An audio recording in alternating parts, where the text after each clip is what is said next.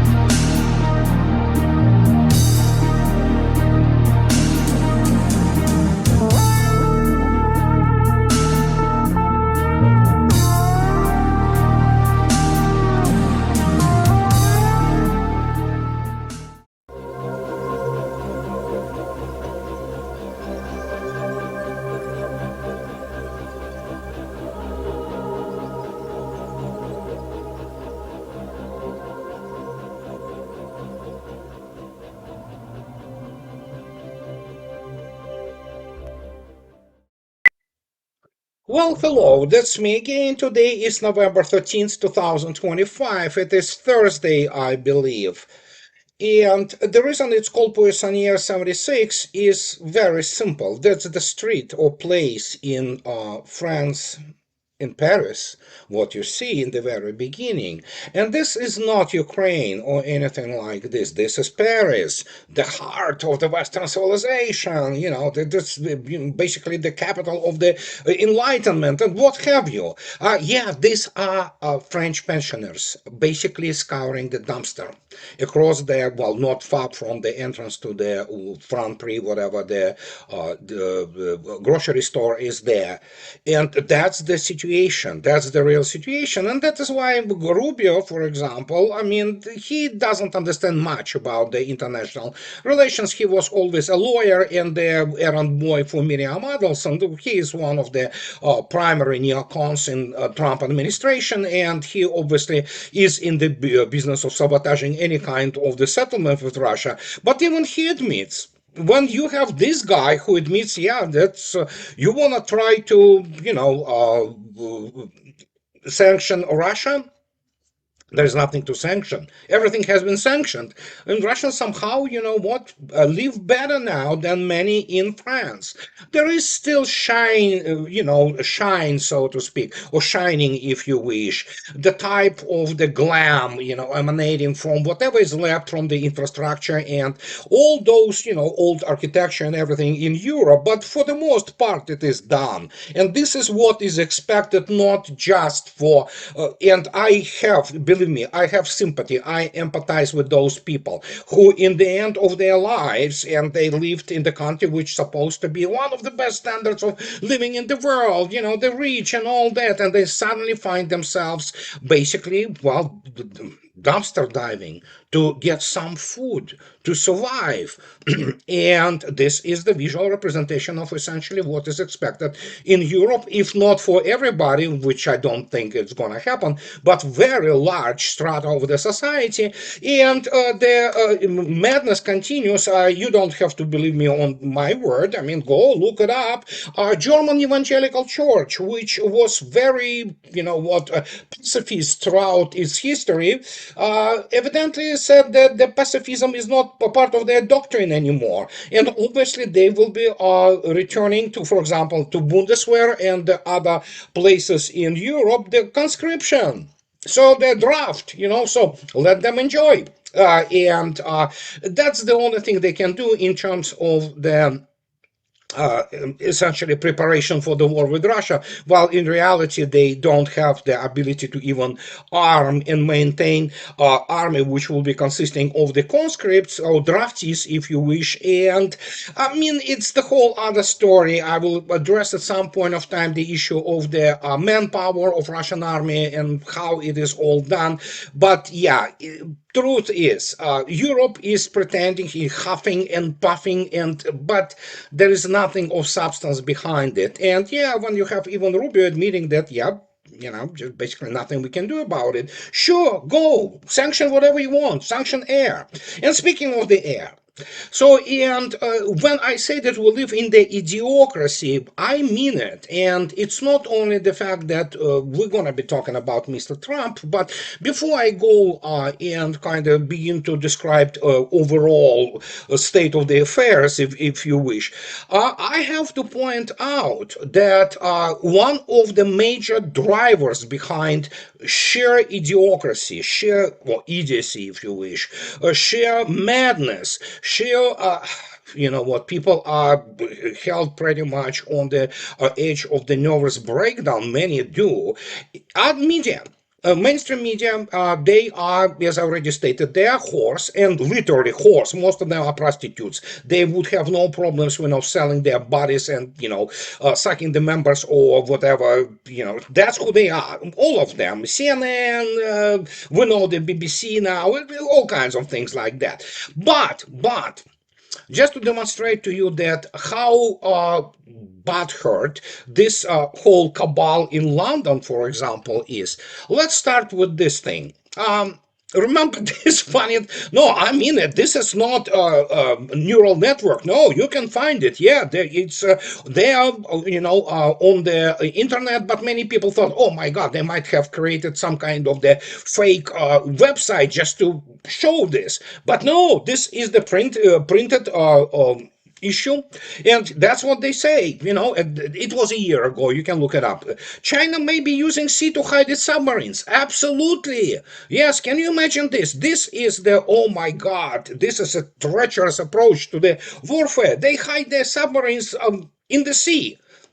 So next thing you know, they fly their aircraft in the air. But that hasn't been enough. We have now a situation with yet another tabloid, which, as I already stated, those people they're the human trash, basically, all of them without exception. So they have no honor, no integrity. So look what they do now against the background of what is happening right now in whatever is remaining of Ukraine. Here it is. Look at this. This is independent from the common sense, independent from the professionalism. Journalism is not a profession. I agree with Hunter Thompson. It's nothing. It's just not a craft. It's who knows what it is. So, and as you can see yourself, Ukraine, Russia, war latest. Putin troops exploit bad Forts Kiev withdraw from multiple towns. Russia is taking advantage of bad weather to advance in small groups, moving on foot or motorcycles. Okay, as have been stated already, Russians also, exploit their ability to breathe air. And what can I say? This is the level of the cretins who basically try to spin, a catastrophe of what is happening in the line of the combat contact in whatever is, you can call it Ukraine or what have you. But the point here is that, yeah, this is how they spin things, and they do not even understand. And that is why we live in the idiocracy. For example, even just basic search. Forget about that I took, not we took. I mean, my class of 1985 and other classes prior to these, classes of 1972, of classes of 69, also took this, which is called the navigational hydrometeorology. And hydrometeorology, for example, when you write the commander's decision, and you write it commander's decision sometimes in the what is called the watch log on the ship. And yeah, this is a 2.5 pages command decision during the regular carrying out of your duties, for example, in the sea. But sometimes you have to do the command decision. Today, obviously, you write it post factum. You have all those black boxes on the ships. You basically narrate it and make the order, and later, if you survive in the case of war, you obviously make the justification for your command decision. So one of the major points of any command decision, be them on the ship, be that even the platoon commander, for example, in modern army, one of the 21 points during making the decision and then placing this decision on the map or on the pad, there is a called command decision, which obviously his superiors, be them commanding officer of the company or battalion, let alone in brigade, they can see it.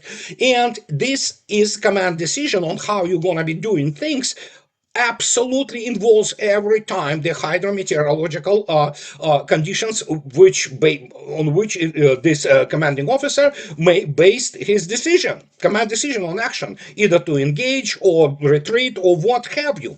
And so even for the Cretans from independent, which they are Cretans, we know them, they should go and take a look at even basic explanation of what military hydrometeorology is.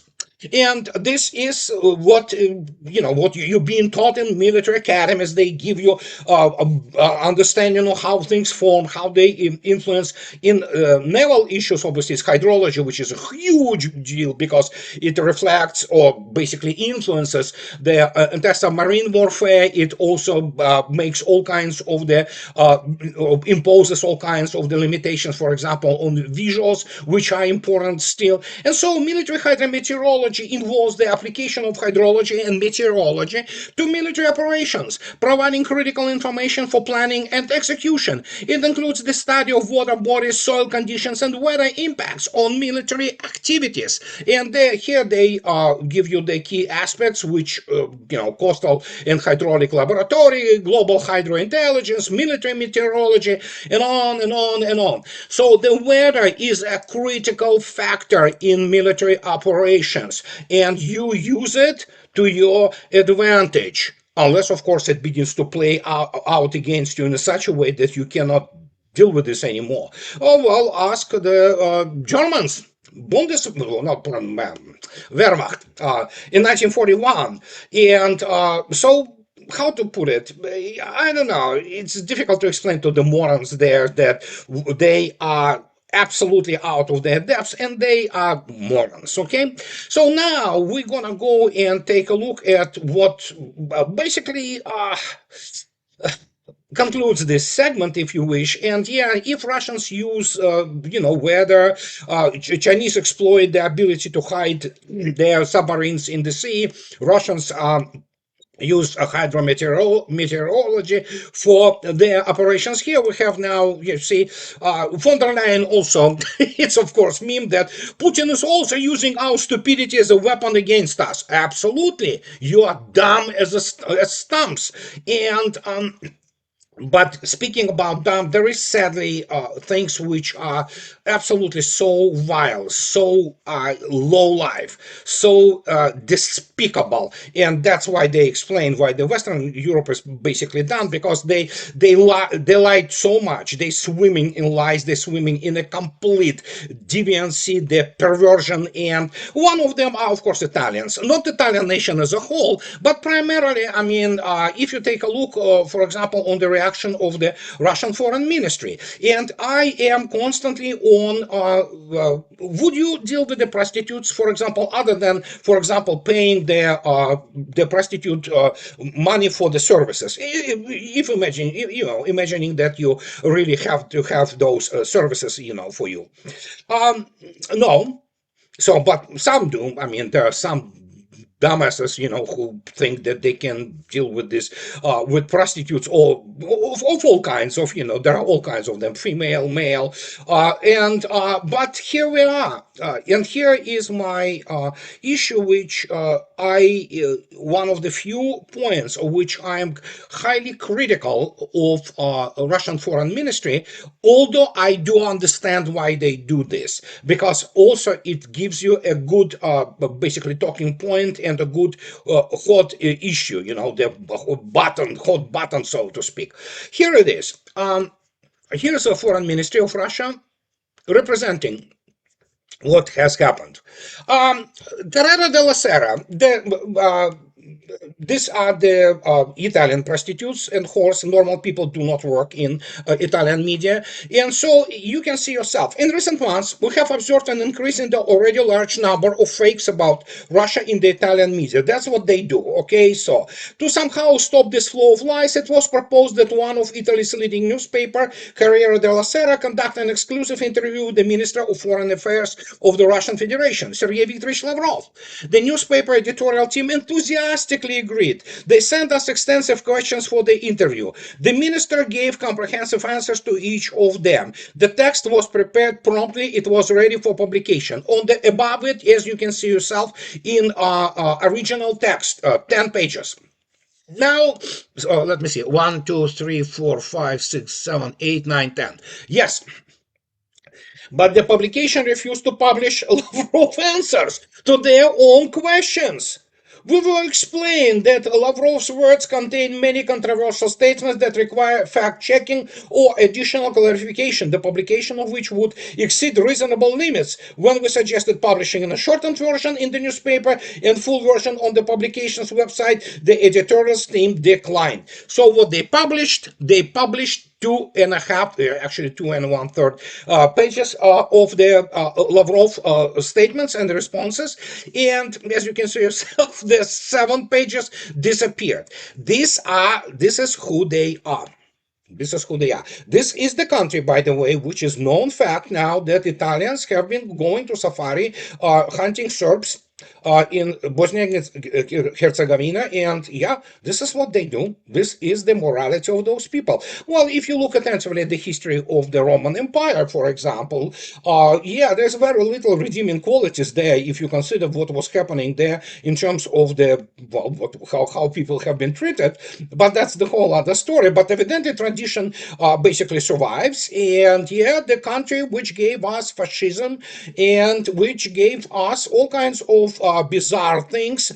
I'm not going to Italian football, which I loved dearly, so no. But we look attentively at what the state of Italy today. It's the same state as it is in France or in Germany. And yeah, there will be soup kitchens, there will be this misery. And no matter what they try to do, you cannot change the fact that Western media are prostitutes. They're whores, all of them practically, I didn't see very many people resigning there saying that I cannot lie, because they don't have integrity, they have no humanity left in them. And so this is Corriere della Sera. So I would, obviously, my opinion absolutely doesn't matter here, but I would suggest to Lavrov, actually, and Russian foreign ministry completely abandoned communicating with those creeps. Again, I repeat it all the time, I will repeat it again. You are in the room with some kind of the mainstream journal, so to speak, or from BBC, Corriere della Sera, New York Times, and make sure you have a good antibiotics course, a regimen after that, because these people are infectious. They are, absolutely despicable. And so what can I say? We now saw yet another manifestation. Meanwhile, however, if we get to the all kinds of other things which are happening around the world, well, oh, good Lord. Yeah. You know what? We know this, okay? Do you need me to really comment on that? I just read it for you, okay? You make your own decisions, but this is what I state non-stop. And United States doesn't have Congress, it has Knesset 2.0, and this is the most Zionist president in the history of the United States. Even Biden wasn't like this. Trump requests pardon for Netanyahu, while absolutely respect the independence of the Israeli justice systems and its requirements. I believe that the case against Bibi, who has fought alongside me for a long time, including against the very tough adversary of Israel, Iran, a political unjustified persecution, Trump wrote in a formal letter shared by Herzog office on Wednesday. I hereby call you on to fully pardon Benjamin Netanyahu. That's what United States today is. It's a slap bitch of Israel and the president, which Yeah, I mean, if you take a look around yourself, political and media elites in the so-called elites in the United States, primarily they serve Israel. They don't serve the United States. They don't care about American people. And so this is how it all goes. So, that's the thing. Now, if you want to see that how this idiocracy develops, this is another wowzer. And again, we're going back to France, we're going back to Paris, and to all those magnificent, French military, especially with the Fabien Mandon.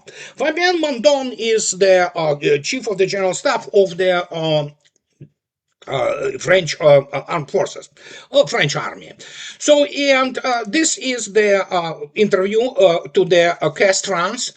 It's a newspaper, and I don't care to pay even €1 to read the whole damn thing about it. But here's the article. Here's the headline. If Russia disunites us, it can win, warns the chief of staff of the armed forces, Fabien Mandon. War in Ukraine, army budget, nuclear deterrence in an exclusive interview with West France. West France Air Force General Fabien Mandon, chief of staff of the French armed forces, explains the challenges facing France. You saw the challenges which France faces. It's the misery of its population, and then again they will be beaten into their submission by more active, more energetic the minorities. And yeah, French as their essentially their indigenous people of Gallic or whatever the origins, they will be gone. And basically, or if they will exist somehow, listen, read Michael Hollebeck submission, submission, or whatever they called it. So as you can see yourself, it's 2 days ago. It's pretty fresh, and here is the extract which we have to pay attention to. Here it is. Ah, good Lord, it's unbelievable. So in this interview, he also continues to accuse the armed Russians of the invasion of the bedbugs.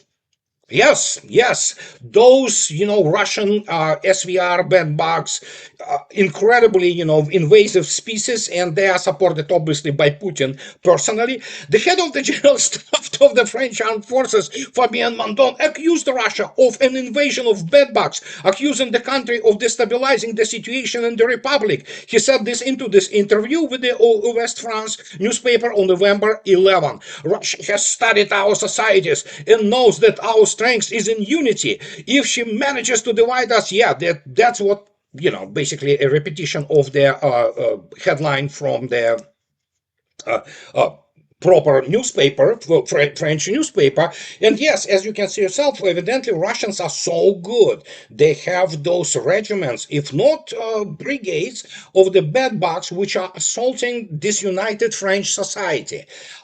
Is this idiocracy? Yes. And this is the first indication of how badly things are for the combined West. But you know what? What can I say? Russians continue to do what they're doing. If you take a look at the latest things happening there, it's like the boar, which actually swallowed its prey and now digests it, And this is exactly what is happening all around the line of contact, and all kinds of things happening there. Because listen, most of it you can find on your own, because everybody reports on that. Most of them who report that are not even there, like me, for example. But me is a little bit different case, but I'm not going to be going into this why it is so. But I had the question of people who were asking me, where do you take your data?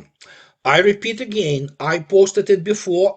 For those people who probably joined my channel and they were new, here it is. Here is this is the address of this website. It's MSK, which is Moscow, Время, literally Moscow time, RU. This is where you go, and this is the Ukraine losses during the special military operation. This is November 13th, today, 2025. You can see yourself the data on the losses. It's primarily killed, and this is extraordinarily good site because it's goes and basically mirrors the reports of the Russian Defense Ministry. And that is why it is very reliable. And it, as I've already stated many times, all numbers which you see here are grossly diminished, so to speak, or grossly underestimated, because that's what Russians do. They report only things which they can actually, how to say, they can calculate or count bodies and have the objective control of their numbers. Of course, when you have things like this, which you have, for example, Fab 3000, which goes into Mirnograd, and you have about a couple of companies, hiding in all those buildings in Mirnograd. As you might understand, when Fab 3000 fly in, it's just pretty much done deal there. Russians not gonna count them. Who are you gonna count them? By pieces of bones and flesh? Because you have to understand what is happening there, and the pressure, the air pressure which happens there, and those horrendous factors which basically disintegrate your body. But yeah, this is what is happening there. And in conclusion today, when what I need to say, we have now the, oh good lord, yeah, as you understand, once the Russians do something, they launch something, there is some explosion. There are all kinds of military experts coming out and say, oh, did you see that? This is explosion. And they begin to really discuss and provide their expert. None of them are experts. I know experts when I see them. And they provide their opinions about how it exploded and what is happening. So you have to understand, aviation community or aviophile community around the world is very sensitive. They react on very many things because yeah, planes are beautiful, most of them anyway, and you want to see them fly and perform things. And of course, fighter planes are the sexiest things which fly today. So, but look at this. Oh my God. So obviously, Dubai. Its military exhibition is coming very soon. And so look what happens. Oh my God, they suddenly know this. Look at this. Su-57 debuts anti-radar missiles amid fifth generation doubts. First, they can shove their fifth generation up their behinds. It's a complete garbage invented by the Lockheed, while in reality, the generations are really kind of, this is a very, how to say it, it's a liquid thing, if you wish. But yeah, Su-57 is not only fifth generation, it makes all other so-called fifth generation fighters, especially F-22 and F-35, just amateurs compared to its capabilities, let alone the score and combat score, real operations against real air forces, against real air defenses, which U.S. Air Force has no experience whatsoever in the modern war. So, and what they say is like, look at this, debuts, Su-57. It's actually not Su-57. It's still the prototype which Russians bring to Dubai, which is the whatever the name, T10 number 9. It was the 9th prototype. It's not still regular serially produced Su-57, but still, it debuts anti-radar missiles configuration in newly released footage that showcases the stealth fighter carrying 2 Kh-58 USK missiles inside the forward weapons bay. Okay, so yeah, but everybody knew from the get-go, since 2009, that it has the 2 internal bays. Actually, it has more than 2 internal bays, and bays, and I don't know why they're so surprised. But yeah, you know what? Oh my God. Now Russians demonstrated really that they have internal base, which for them is the fifth generation thing. Okay. The video also emphasizes Russia's intent to demonstrate the Su-57 advanced capabilities before upcoming global defense exhibition, aiming at the attracted international buyers. Okay. This is, oh good Lord, this is such a butthurt. We don't even know how to comment on this thing, because obviously they have to understand this is the only fifth generation fighter in the world with the amazing combat score, and amazing air-to-air combat with using of the long-range weapons. And what is really interesting, why it attracts so much attention, because obviously Russians gonna be demonstrating their well prototype. Regular Su-57s, they are fighting in Russian special military operation, and they perform beautifully. And so as you can see yourself, in order for you to not listen to all those specialists, all kinds of those experts, then you have the American pilots who never have been near this Su-57. They begin to, do what many of them do. Some of them are people with the professional integrity. They admit or accept the some superiority of this fighter. But look at this. You go and just, if you wish to go, you go to the actual people who sell those fighters. And for example, Algeria wants that. India has the interest in it. I will give you such thing. Well, China would love to have it, but that's a whole other story. And here's Rosabaron Expert, which is a Russian defense expert company. It's a giant company which talks about here on YouTube. Go, just look it up at Dubai Air Show 2025. What you see actually on this computer-generated image is a Su-57, which is actually in serial production. But if you wonder why they're so excited, well, let's go to good Lord, let's go to the Rosabaron Expert website and take a look at what they are talking about in terms of this missile. And this missile is obviously very interesting. This is anti-radiation missile, which is called KH-58-USKA. And as you can see yourself, it's a Rosabaron Expert website, and they talk about this basic tactical parameters of this missile. It's Mach 3.5, and as you can see yourself by the fairly large wings of this missile, it's definitely very maneuverable, and so they provide technical data on that.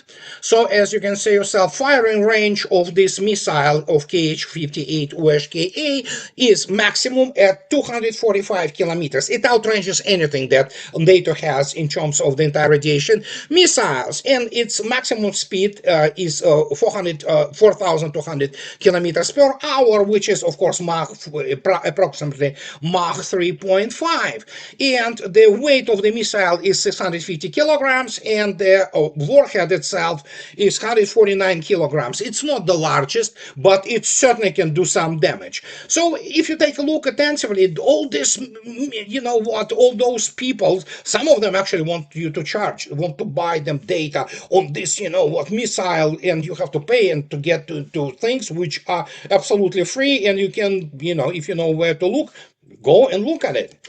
And so the question is now, why they're so excited? Why? Well, because they have nothing to report.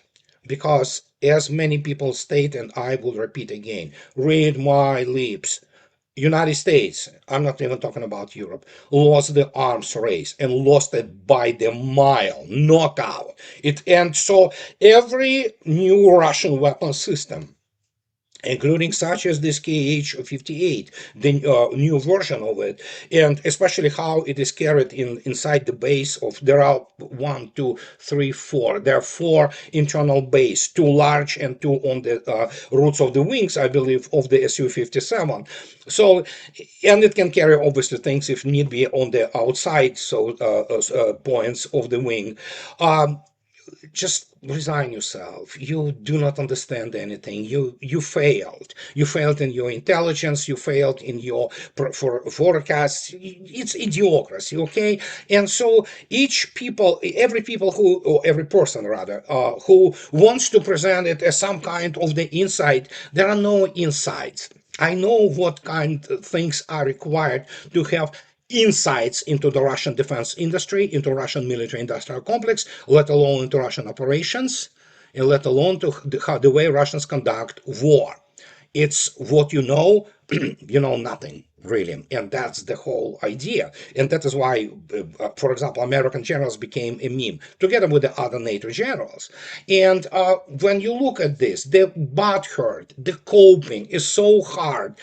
And I want to tell you guys, you know what, they have to resign themselves to what had happened. And in the last video, if you remember, I spoke about the excellent article by Peter Sleskin from the American Conservative about what is going to happen to the United States, to the West generally, but Europe is written off now. And the stunning admission by none other than the president of Finland that eventually we will return to the normal relations with Russia. I'm sorry, guys. This is not how it works. But you know what? Mr. Stop, he's stupid. I mean, but he believed that after what has been done, you can return to normal relations. No, you can't. And there will be no Europe as we used to know it. So, and well, what can I say in the end? Let me show you something when people have to understand that they're crawling out of the out of this mess has started. Look at this. Reuters reports Norway won't provide 160 billion guarantee for frozen Russian funds. Finance minister says. You see, that's Reuters reporting. So, well, Ukraine wanted those frozen funds. Well, what can I say? United States doesn't want to provide, obviously, any kind of support for this thing. United States would rather Europeans do this, stealing Russian money. This is what West is now. It's thieves, robber barons, and criminals, war criminals. But yeah, and suddenly even Norway said, no, we're not providing this. Then Belgium said, oh no, we're afraid of, responsibility for that. Yeah, you should be. And so here we are. The indications are there. And if you ask me again, is this the issue of Pokrovsk or Kupiansk, which are completely surrounded, and as I already stated, boar swallowed the prey and digests it? No, it's everywhere. If you take a look at actually the whole map, things are developing everywhere across the board. And this is almost 1,200-kilometer long front line. This is gigantic operation. So, what can I say? It is what it is. Nothing I can do about it. We just have to sit here and observe it. So, and as always, in the end, guys, those who like what I do, please subscribe to my channel. And those who can afford, please support me on Patreon or buy me a coffee too. That will keep me in this business. And that will be it for today. And I'll talk to you later, guys. Have nice rest of your week. Bye-bye.